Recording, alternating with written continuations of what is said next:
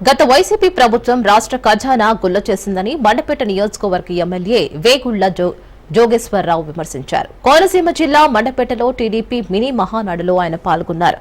ప్రభుత్వం అందిస్తున్న పథకాలను ప్రజల్లోకి తీసుకువెళ్లాలని సూచించారు. ఎన్నికల్లో ఇచ్చిన హామీలను కూటమి సర్కార్ నెరవేరుస్తుందని అన్నారు. మండపేట మినీ మహానాడులో పలు కీలక తీర్మానాలు చేసినట్లు తెలిపారు.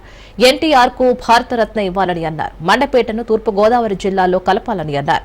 వైసీపీ ప్రభుత్వంలో వివిధ కారణాలతో తొలగించిన పింఛన్లు, రేషన్ కార్డులు పునరుద్ధరించాలని తీర్మానం చేసినట్లు తెలిపారు.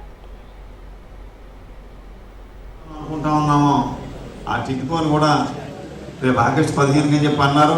ఇంక వాయిదా లేకుండా ఆగస్టు 15 చేస్తూ ఏదైతే వాళ్ళు మన ఎన్నికల ముందు హామీ ఇచ్చామో ₹1,00,000 కట్టిన వాళ్ళందరికీ కూడా ఆ మిగిలిన బ్యాంకు బాకీ కూడా రద్దు చేసి ఆ ఇల్లులన్నీ కూడా ఆగస్టు 15 ఇవ్వాలని చెప్పి కూడా